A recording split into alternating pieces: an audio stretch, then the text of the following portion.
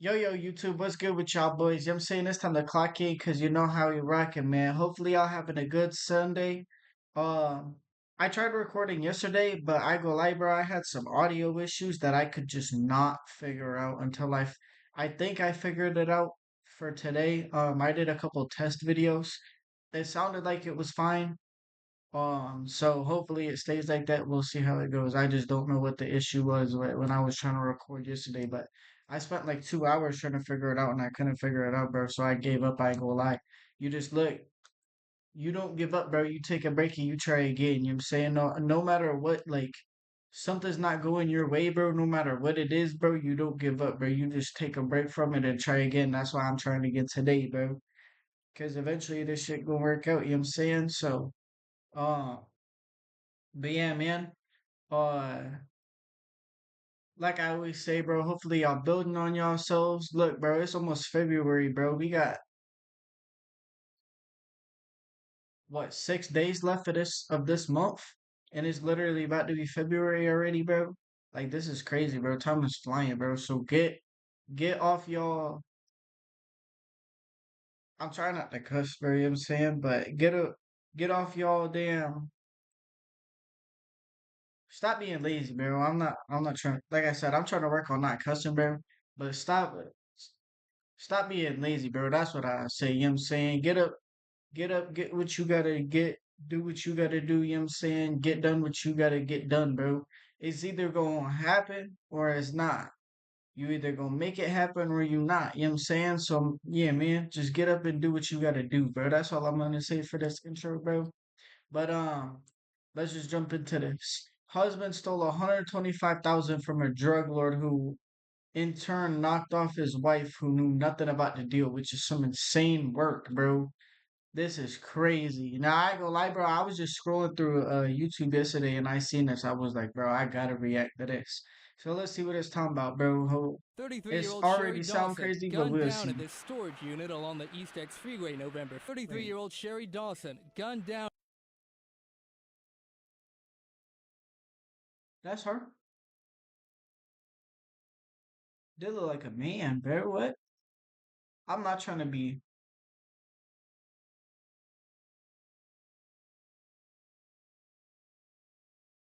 That's her. I ain't gonna lie, bro. I'm just skip At this past. storage unit I along look the like a East X man, bro. Freeway November I'm 5th. not trying to be Now, rude or months nothing, but later, police have charged a Detroit man, Kip that Stitz, look like with a murder. man. And police say it appears to have been an act of vengeance. This is the story of Sherry Dawson, a 33-year-old woman who was fatally How do? shot at a storage facility in Houston after Okay. investigators say she was deliberately targeted in retaliation for a failed $125,000 drug deal. Her common-law husband had served as a middleman in a coke deal which never materialized, but the buyer decided to punish her husband but could not find him on the street, so he decided to take out his frustration out on his wife by shooting her in the head and leaving her at a storage. For police, Leaving her at a storage facility is insane work, though, bro. I'm not gonna lie to you, man. Cause I mean, like, yeah, storage facilities are used all the time, but at the same time, like, what happens if there's a period of time where just nobody uses them and she just decaying in there? You know what I'm saying? Like, bro, this is crazy, bro. And I ain't gonna lie though, to if you can't get if they can't get you to go get somebody you love, you know what I'm saying, bro? I don't know how you could put your family in this type of predicament, bro. Like if I knew something like this was going to happen and I knew, okay, if they not finna get me, there's a chance they could get somebody that I love, bro. I'm moving my family to hell. Damn, the Montana, bro. You know what I'm saying, bro? We out of there. to discover her body. What really happened in this story? Bro Let's got his get own into wife it. killed, bro. Hello and welcome to Twisted Crimes. Subscribe and hit the like button for more stories. This story takes us to Houston, Texas. Houston is a How this massive, happened in Houston? diverse metro where violent crime rates remain above the national average, with homicides, assaults, and drug-related violence continuing to be persistent issues across certain areas. Sherry Dawson, age 33, grew up in Houston, Texas. Her social media account says she is from Houston, Texas, and it also says she is engaged to Matthew Jasso. She works as a cashier at What a Burger, which is how she provides for her 5 kids. Damn, she got 5 kids. Shush! Shush!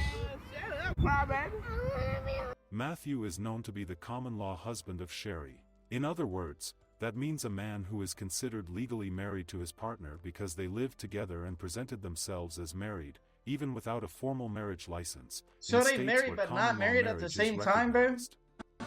You got no flash, no flash, no flash. I didn't know that was a thing, bro. They counted as married because they live in the same house. Basically, is what he said. That's insane, bro. But then at the same time, like,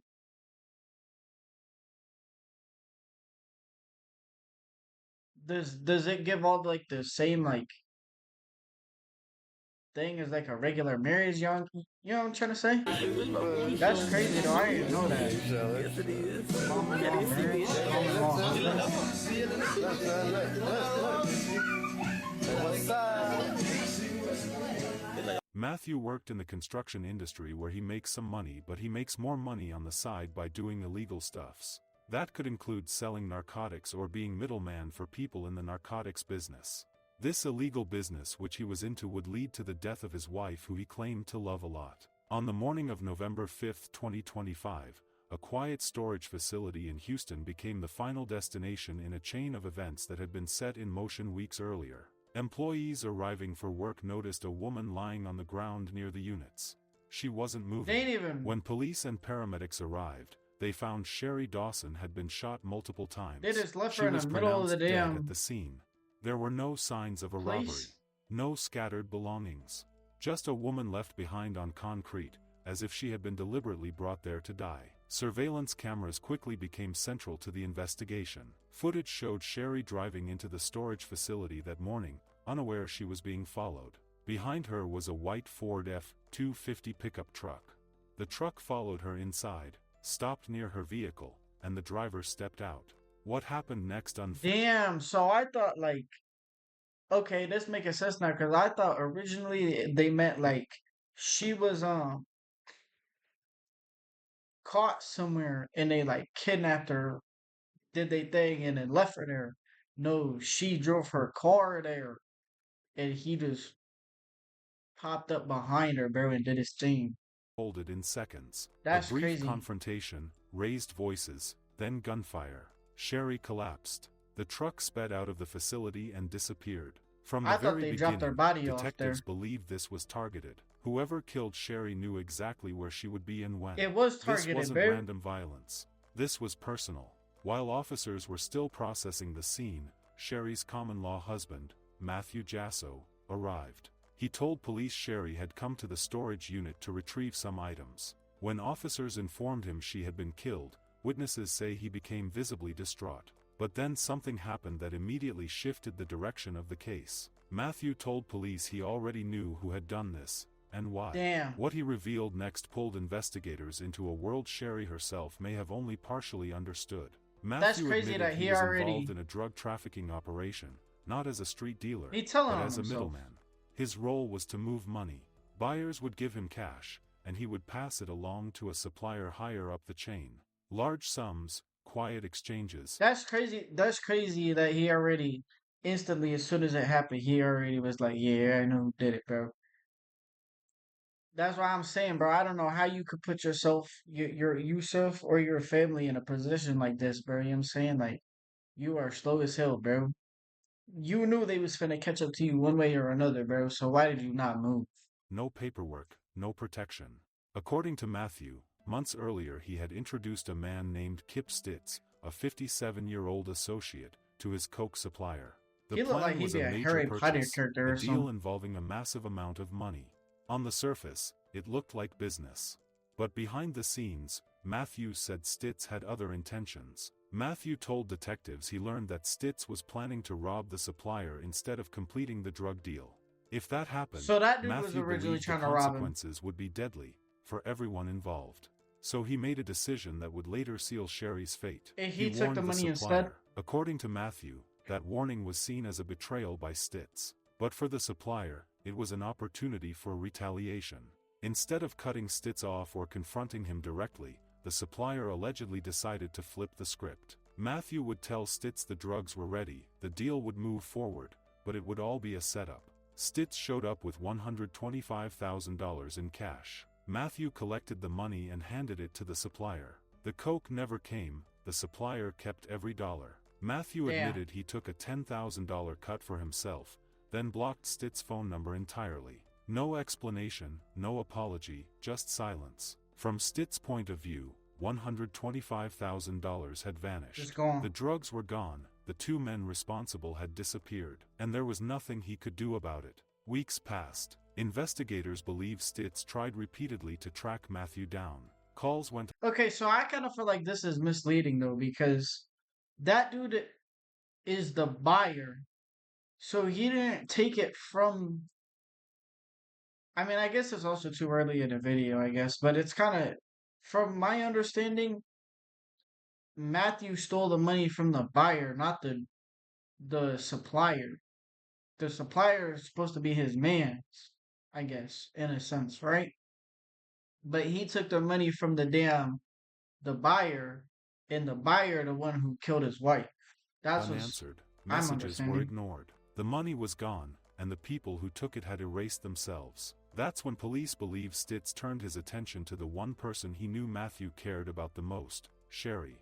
Cell phone data would later support this theory. According to court documents, records show I mean, Stitz it's not hard. It's not hard to find out something like this, though. But at the same time, it's crazy that he went straight to this. You know what I'm saying? phone pinging near Or Sherry's home in the found days everything leading out up about to him the so murder. quick. Investigators believe he was watching her, learning her routine, waiting for the right moment. Sherry, unaware of the danger closing in, continued living her life. Running errands, going to storage units, trusting that whatever trouble existed between Matthew and others was not hers to carry. On the morning of November 5th, Sherry drove to the storage facility, likely thinking it would be a quick stop. Surveillance footage shows Stitz's phone traveling in the same direction. At approximately 10:10 a.m., his device was detected at the storage facility. But at the same time, like, yeah, he is the middleman, but at the end of the day, that's all he is, bro. You know what I'm saying? So I don't really understand why he chose to do this to Matthew, because the Matthew's not the one who made the call to damn say, "Oh yeah, we gonna set him up and steal his money." You know what I'm saying? Like that's really what I'm not understanding. But at the same time, I guess it kind of makes sense because he's the one who's supposed to complete the whole deal and everything's supposed to go smoothly, and that's on him. You know what I'm saying? But I mean, if the supplier gonna be like, "Yeah, we gonna backdoor you," you're gonna get backdoored, bro. So why did you not go after the supplier? You went after him instead because he was an easier target. You know what I'm saying? I don't know. It's just weird to me that he decided to do this to Matthew instead of the trying to get someone from the actual supplier or something. You know what I'm saying? Moments later, Sherry was dead. Investigators believe Stitz followed her there, confronted her, and executed her as a message. Not because she owed money, not because she was involved in the drug deal, but because she was accessible, because she was leverage, because she was the only way to make Matthew feel the loss Stitz believed he had suffered. After the shooting, the white Ford F-250 fled the scene. Cell phone data shows Stitz's phone traveling north out of Houston within hours. By that evening, records suggest he was heading toward Detroit. Investigators also uncovered calls placed after the murder to another individual whose phone activity indicates he picked Stitz up and helped him escape. Piece by piece, the story came together. This wasn't a random killing. It wasn't a crime of passion in the moment. Detectives Targeted believe it was attack, retaliation, assassination. cold, deliberate, and planned weeks in advance. A drug deal gone wrong, a betrayal, stolen money, and a man who decided the only way to settle the score was through murder. A woman shot and killed mid-morning at a storage facility. This dude really dumb as hell though, bro. He lost 100 grand and lost his life, man. Like this dude is. I don't know how much stupider you can get, bro. This dude could have invested 120,000 into something else that could have made him $1 million. Instead, he invested a hundred thousand into buying drugs that you didn't even get, bro. You're dumb. And police You say it deserve to appears to lose have that been an money. act of vengeance. Investigators say the victim was followed to the lot off the East Tex Freeway near the North Loop in November. ABC 13's Luke Jones is on this story tonight. And Luke, police recently identified a suspect, and they say this all involves a botched six-figure drug deal the victim's husband also admitted to being part of.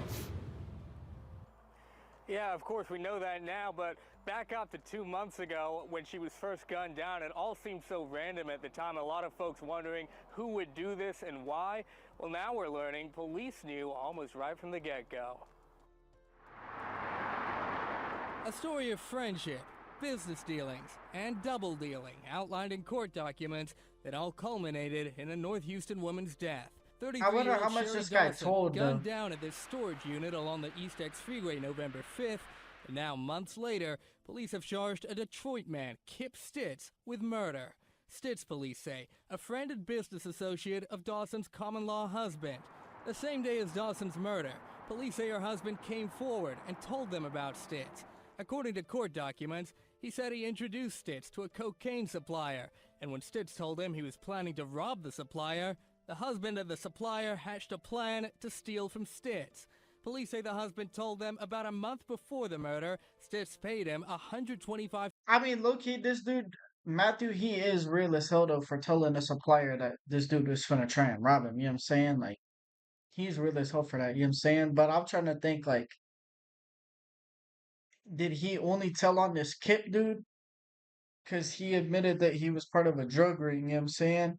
So did they try and get information out of him about the drug ring, or did he only tell on Kip? Which I'm hoping he only told on Kip, because the whole time, like, you was loyal to your mans, and then you turn around on him or something, like, we gonna see, but... $1,000 for a shipment of coke, which he and the supplier never delivered. According to charging documents, the husband told investigators about 2 weeks before the murder he got word that Stitz was looking for him, and that he believes his wife was killed because he stole money from Stitz. Police say surveillance video shows the victim pulling into this storage lot the morning of November 5th. She's followed through the gate by a truck police say Stitz was driving. Officers note for a whole 2 minutes, both vehicles engage in stopping, reversing, and turning around. A minute later, the victim falls to the ground. The suspect walks over to her, and a fight ensues. The victim gets up, but then falls down again, and the suspect takes off in his truck. Police pulled over a different vehicle registered to Stitz later that day, but Stitz wasn't in the car. Investigators say his phone began pinging in Detroit the next day, but 2 months later, he still hasn't been captured. Sherry Dawson never agreed to any of it. She didn't steal money. She didn't plan a robbery, yet she paid the ultimate price for decisions made in secrecy by the people closest to her. Matthew has been posting emotional messages about her on his page, but her family aren't buying it. Her sister posted this on her page and it reads, "The baby father that set my sister up has never had taxable income, numerous outside babies, and would rather set up his common-law wife to get the wristwatch he has on his arm now. He didn't and hasn't ever had his own vehicle until he took this money from the shooter. For years of friendship with Kip meant more to him than Sherry Dawson. All his family is okay with it because 99% of them don't like black people, they just want to cosplay as us. He was jealous Sherry Dawson real bad. He like Mexican Today, or something? Kip Stitz has been charged with murder, but he has not yet been taken into custody. Law enforcement continues to search for him while Sherry's They family still ain't waits, find him? not just That's for crazy. justice, but for answers that will never fully make sense. Matthew Jasso, meanwhile, has admitted his role in the drug operation, a confession that helped solve the case, but Wonder if he also went to raised prison for painful this. questions about how deeply Sherry's life was entangled in dangers she never asked for. In the end, what really happened wasn't just a shooting at a storage facility. It was a chain reaction. A warning given, a betrayal answered.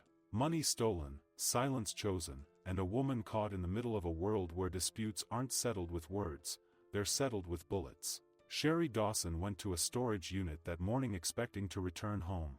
She never did. And her story stands as a brutal reminder that when crimes live in the shadows, the people who suffer most are often the ones who never had a choice at all. Do you guys think the husband knows more than he is saying? Our sincere condolences to the friends and families of So Sherry he didn't go Dawson. to prison for May being her part of a soul drug ring? continue to rest in peace, and may I mean, he's justice lucky. be served in the case. Please stay safe, and we shall see you guys in the next story. That's crazy that they didn't This dude still never got caught though. But I mean, whatever you do in the dark, bro, always gonna come to light, bro, one way or another, bro. You know what I'm saying? And unfortunately, a mother had to lose their life, and her kids had to lose their mama. You know what I'm saying? And it's just unlucky, bro. It's unfortunate, but the husband did it himself. I mean, at the end of the day, because he could have been like, "No, you can get somebody else to get the money and set him up or whatever." You know what I'm saying?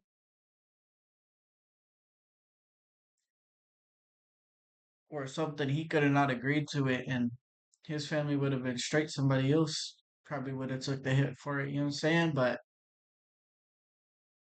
uh, husband needs to go down too as a result of his actions. Someone died, messed up. No, exactly. I agree with that. You will never know a person deeply, even our partner. He not wrong. Her five babies didn't deserve this. Yeah, that's right. Um, you put your entire family at risk for only getting a 10K cut. Shouldn't have done the deal at all. Once Kip said he planned, I agree with that. He shouldn't have done it. Yeah, I feel like he got more than 10K though.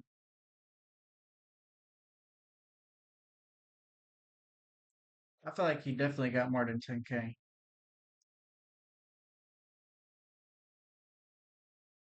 Guarantee him and the supplier used to set up and take people's money.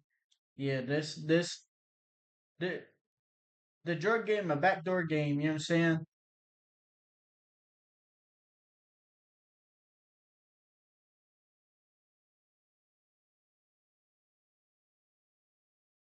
So he was one of the few that the streets did good to, and you let the greed win. Shake my head as a man. You should know that taking 10K from a drug deal then trying to go boost is crazy.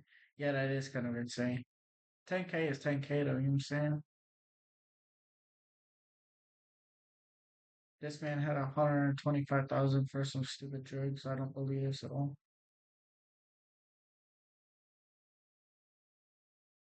Kip is innocent of murder, engaging in illegal activity, yes, but the husband needs a murder charge. He's not the one who he's not the one who killed her, but he got her killed. So I don't really necessarily agree with that. They both need to I feel like, get hit with murder, or at least him get hit with something involving murder. You know what I'm saying? Because at the end of the day, your actions is the one that got your wife killed. You know what I'm saying? But yeah, bro, it's just sad and unfortunate, bro. Somebody's actions, bro, got a life taken, you know what I'm saying? But that'll be it for this video, bro. Hopefully y'all enjoyed it. I'll get up when I get up with y'all, man. Peace out.